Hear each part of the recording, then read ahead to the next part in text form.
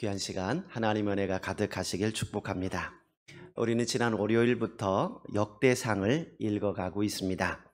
역대상하는 바벨론 포로에서 돌아온 이스라엘 백성들에게 이스라엘 역사를 소개함으로써 여호와 신앙을 새롭게 하고자 기록되었습니다. 이스라엘 왕국의 역사를 다루는 책은 사무엘 상하, 열왕기 상하, 그리고 역대 상하가 있습니다.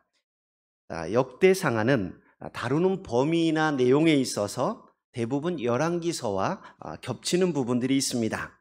하지만 역대기의 관점은 열왕기서의 관점과 확연하게 구별이 됩니다. 열왕기서가 선지자적 관점으로 기록되었다면 역대기서는 제사장적 관점에서 기록되었습니다. 열왕기서에는 이스라엘 민족의 왕정사를 다루긴 하지만 비판적인 시각으로 기록되어 있습니다. 왜 이스라엘 백성들이 멸망했는지, 왜 이방 땅에서 포로 생활을 해야만 하는지 초점을 맞추고 기록하고 있습니다. 반면 역대기에는 다윗 왕조를 중심으로 이스라엘 왕정사를 기록하면서 징계보다는 회복에 초점이 맞추어져 있습니다. 부정적인 면은 과감하게 삭제되어 있고요, 긍정적인 면을 부각하여 기록하고 있습니다. 역대기를 읽어가다 보면 열왕기서에서 다루었던 내용들을 또 다룰 수도 있습니다.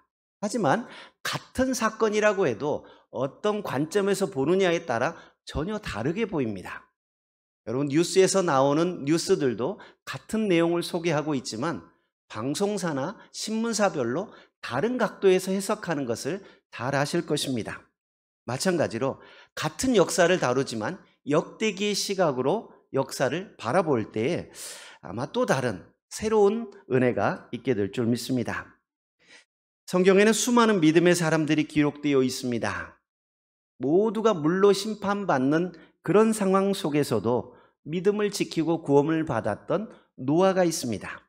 또 모든 믿는 자의 본이 되고 믿음의 조상이라 할 수 있는 아브라함도 있습니다. 그리고 실질적으로 12지파를 이루었던 야곱도 있습니다. 수많은 믿음의 사람이 있는데 역대기 기자는 모든 믿음의 사람들 중에서도 다윗에게 초점을 맞추고 다윗을 중심으로 역사를 기록하고 있습니다. 사실 다윗의 삶은 완벽하지 않습니다. 목숨을 구걸하기 위해 블레셋 아기스 왕에게 거짓말을 하기도 하였고, 부하의 아내를 취하고 이를 감추고자 남편을 최전방에 보내어 죽게 만들기도 했습니다. 우리의 기준으로 볼 때는 도저히 용서받지 못할 죄를 지었습니다.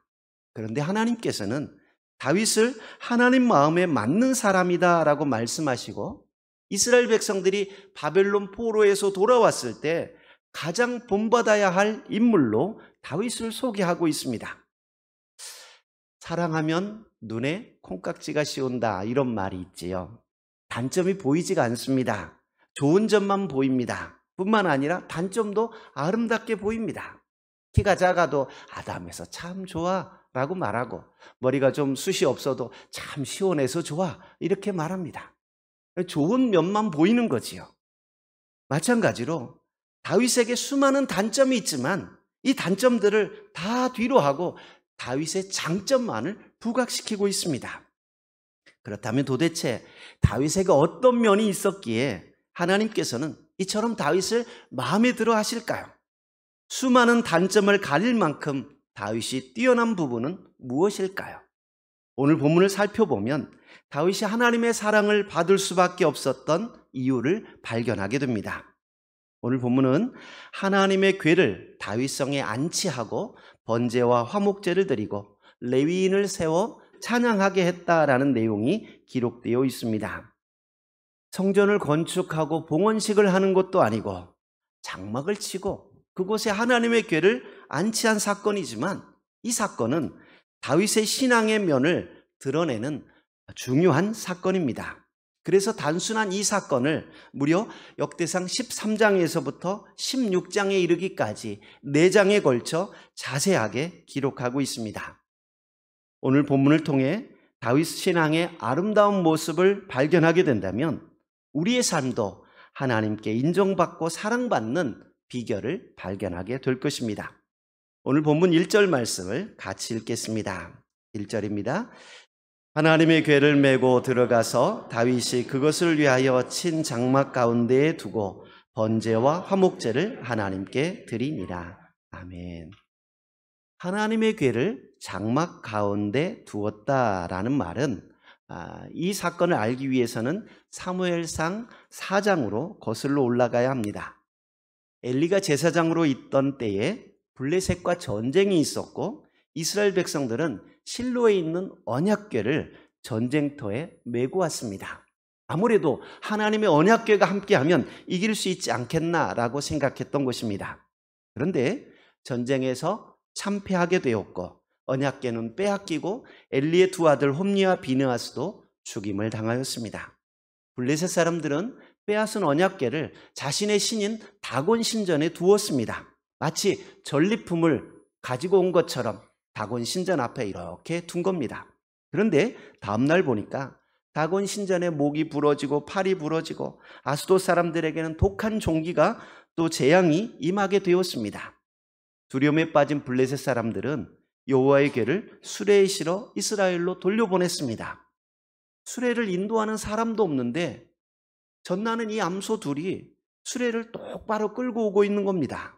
이것을 본 베스메스 사람들이 신기하게 여겨서 그 궤를 들여다보다가 성경상의 표현으로 괄호가 되어 있긴 하지만 5만 70명이 죽임을 당합니다.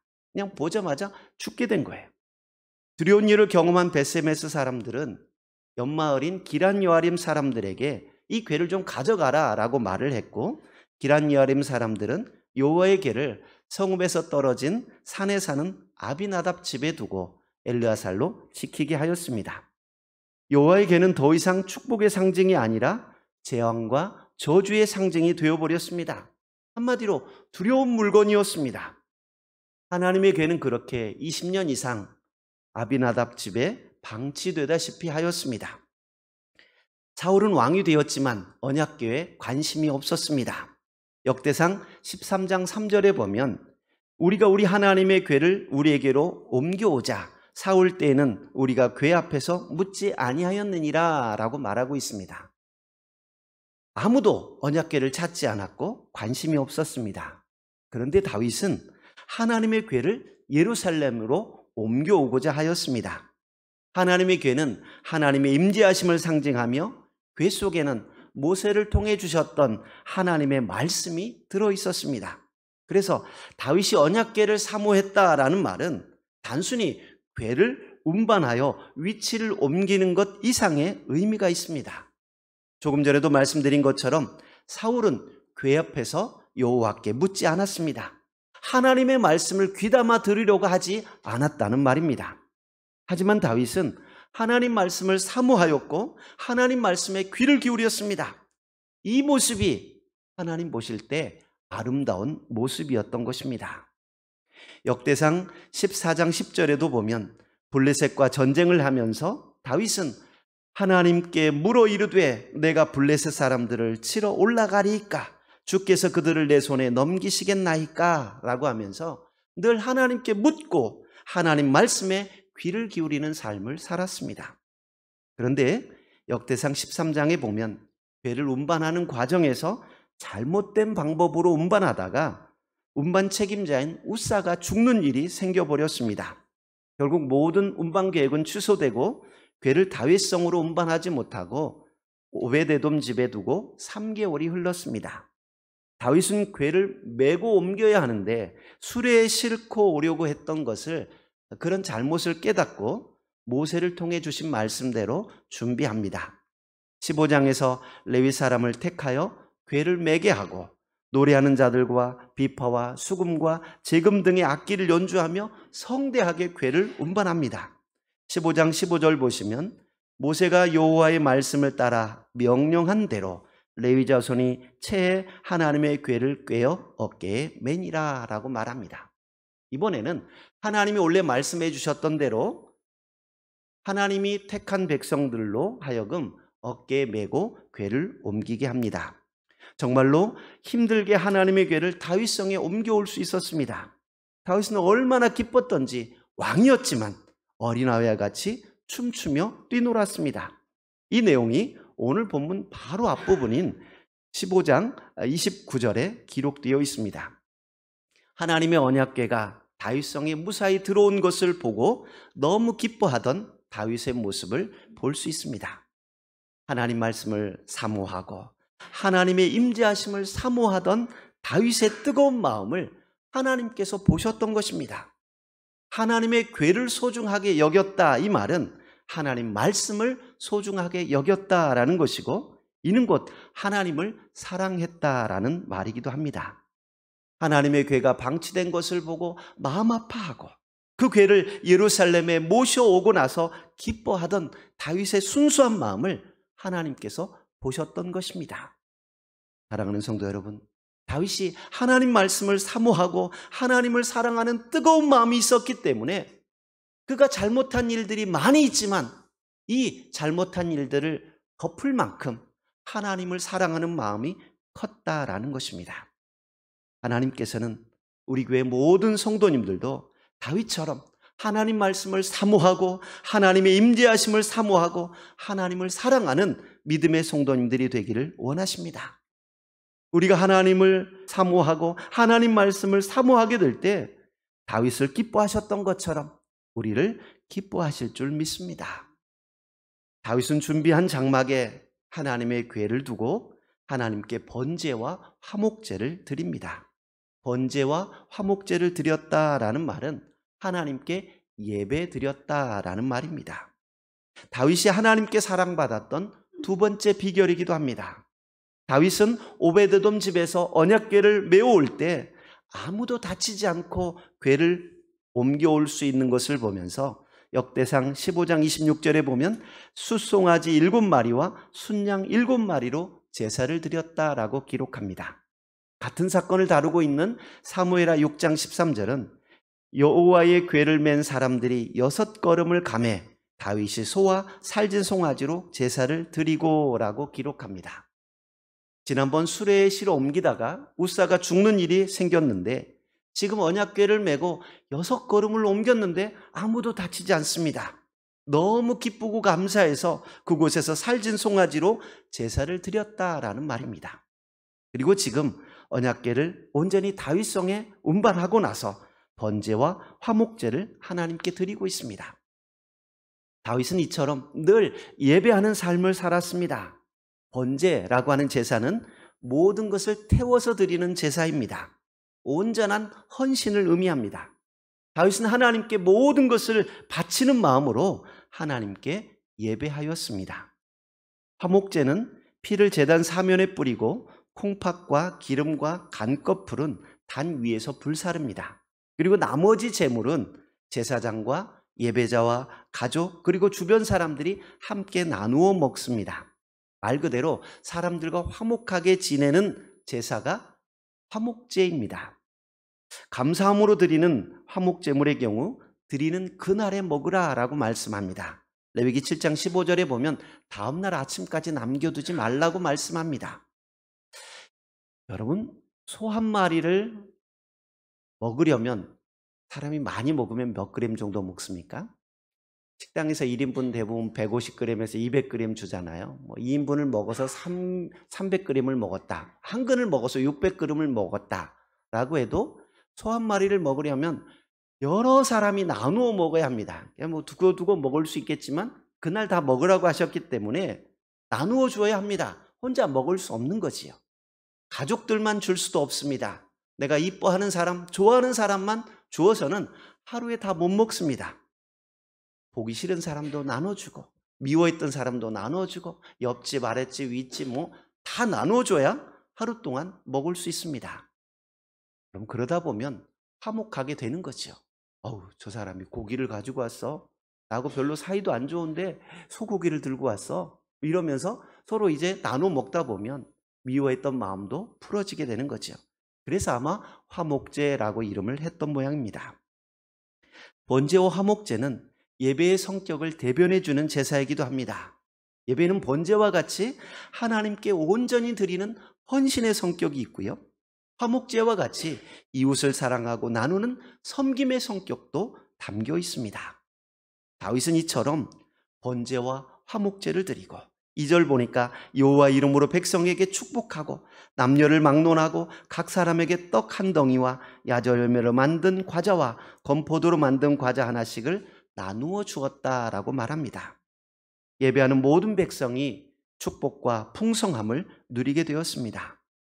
다윗이 늘 예배의 삶을 살았던 것처럼 우리도 예배자의 삶을 살아갈 수 있기를 축복합니다. 하나님을 온전히 사랑하는 마음으로 나 자신을 드리는 그 마음으로 예배를 드려야 하고, 예배 드리고 났으면 성도와의 관계 속에서 화목하고 사랑을 실천하기로 결단하는 겁니다. 서로 나누고 섬기는 삶을 살아가게 될 때 모두에게 풍성한 복이 넘치게 될 것입니다. 또한 오늘 본문에 보면 사무엘서에 없는 독특한 내용이 나옵니다. 4절 이하에 보면 하나님을 찬양하게 하려고 레위 사람을 세웠다라는 내용입니다. 비파와 수금을 타고 재금을 치고 나팔을 불도록 담당자를 세우고 이스라엘에게 베푸신 구원의 이적과 감사와 찬송을 올려드리게 했습니다. 한마디로 다윗의 삶은 하나님을 찬송하는 삶을 살았습니다. 여기에서 우리는 다윗이 사랑을 받았던 세 번째 비결을 발견하게 됩니다. 그것은 바로 찬양이었습니다. 4절 보시면 다윗은 레위 사람을 세워 이스라엘 하나님 여호와를 칭송하고 감사하며 찬양하게 하였습니다. 칭송하고 감사하고 찬양한다라는 말은 비슷한 말처럼 보이지만 조금 다른 의미가 있습니다. 칭송하다라고 하는 단어는 기억하다라는 뜻을 가지고 있습니다. 하나님께서 베푸신 은혜를 기억하고 입술로 표현하는 것입니다. 12절과 13절 보시면 너희는 그의 행하신 기사와 그의 이적과 그의 입의 법도를 기억할지어다 라고 말하고 있습니다. 또 15절에도 보면 너희는 그의 언약 곧 천대에 명령하신 말씀을 영원히 기억할지어다 라고 말씀합니다. 하나님께서 행하신 놀라운 이적을 기억하면 저절로 찬송할 수밖에 없습니다. 하나님께서 말씀하신 언약의 말씀을 기억하는 순간 신실하게 그 언약을 이루시는 하나님을 찬양하게 됩니다. 찬양은 하나님 말씀을 기억하는 데에서 출발합니다. 내가 얼마나 추한 죄인이고 내가 얼마나 악한 사람인데 이런 나를 하나님이 사랑해 주시고 구원하신 하나님의 은혜를 기억한다면 찬양하지 않을 수 없습니다. 하나님이 나에게 베푸신 은혜를 기억할 때 저절로 찬양하게 되는 것입니다. 4절 보시면 칭송하고 다음에 감사하며 라고 말하고 있는데 감사하며 라는 단어는 기본적으로 손을 사용하여 던지다 라는 뜻을 가지고 있습니다. 가슴 속에 있는 생각을 외부로 던진다 라는 의미로 고백하다, 주장하다 라는 뜻으로 사용되기도 합니다. 손을 펴서 감사를 표시한다 라는 의미에서 감사하다, 축사하다 라는 뜻도 있습니다. 그리고 이러한 감사나 축사는 연주를 수반한 노래로 이루어지는 경우도 있었습니다. 죄를 고백하고 하나님의 하신 일을 선포하고 감사하는 것이 찬양이라는 겁니다. 그리고 또한 찬양이라는 단어는 할렐이라고 하는 단어인데 자랑하다, 찬양하다 라는 뜻이 있습니다.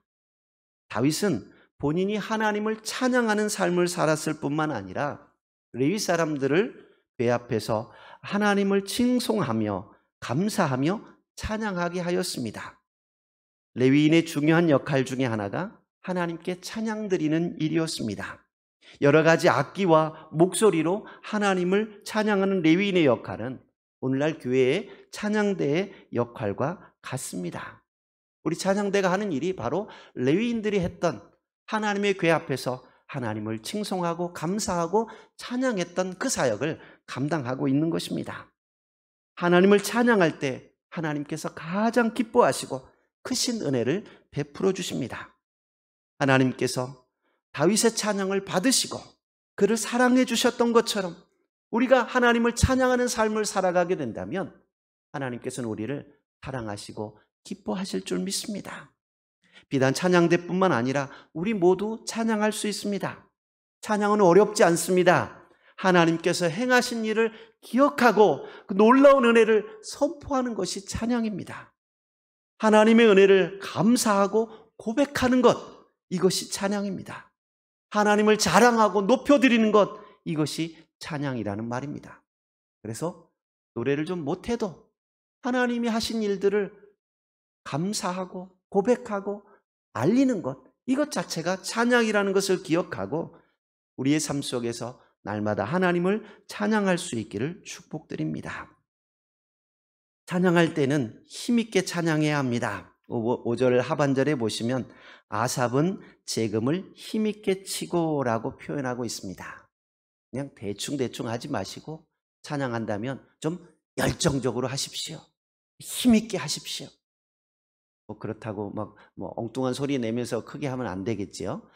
적당하게 해야 되겠지만 그러나 열정적으로 하라는 거예요. 찬송할 때 보면 그냥 마지못해 입만 뻥긋뻥긋 하는 사람도 있고 어떤 분들은 눈으로만 찬송하는 분도 있습니다. 그런데 코로나 때문에 우리가 마스크 쓰고 예배 못 드리고 가능하면 비말을 접촉하지 않도록 하는 것 필요하지만 기왕 우리가 찬양한다면 힘있게 찬양하십시오. 기왕 기도한다면 따갑게 기도하십시오. 우리가 하나님을 찬양하고 높여드리는 일에 최선을 다할 때 하나님께서 기뻐하십니다. 사랑하는 성도 여러분, 다윗은 수많은 단점을 가졌지만 하나님께서는 그 수많은 단점보다 그가 가진 장점을 보시고 그를 인정해 주시고 마음에 맞는 사람이라고 칭찬해 주셨습니다. 그는 무엇보다 말씀을 사모하고 하나님의 임재하심을 사모하고 하나님을 사랑하는 사람이었습니다. 또한 그는 온전한 예배를 드리는 예배자였습니다. 자신을 하나님께 온전히 드리고 이웃을 사랑하는 마음을 가지고 있었습니다. 또한 그는 하나님을 찬송하는 삶을 살았습니다. 여러분, 말씀을 사모하고 또 하나님께 번제와 화목제를 드리고 하나님을 찬송하는 것, 이 모든 것을 한마디로 말한다면 예배라고 말할 수 있습니다. 여러분, 우리는 주일날 교회 와서 예배 드리는 것뿐만 아니라 우리 삶이 하나님 앞에 온전하게 드려지는 예배자의 삶을 살아야 합니다. 단순히 성경책을 펴고 찬송가를 펼쳐서 예배 시간에 참여하는 예배뿐만 아니라 우리 삶 자체가 하나님을 높여드리고 하나님을 기억하고 감사하는 일들이라고 한다면 이 모든 것이 예배라는 것입니다. 다윗의 아름다운 마음을 우리가 본받는다면 우리 또한 하나님 앞에 존귀한 자로 인정받고 하나님 사랑 가운데 거할 줄 믿습니다. 하나님께서 기뻐하시는 온전한 예배자로 살아갈 수 있기를 주의 이름으로 축복드립니다. 아멘. 은혜로우신 하나님 감사합니다. 우리를 부르시고 하나님 전에 나오게 하시고 하나님 자녀 삼아주시고 우리 예배를 기쁘게 받으시니 감사합니다. 다윗을 사랑하셨던 것처럼 우리도 하나님의 사랑 가운데 거하게 하시고 하나님을 기쁘시게 하는 믿음의 성도들이 되게 하여 주옵소서. 예수님 이름으로 기도하옵나이다. 아멘.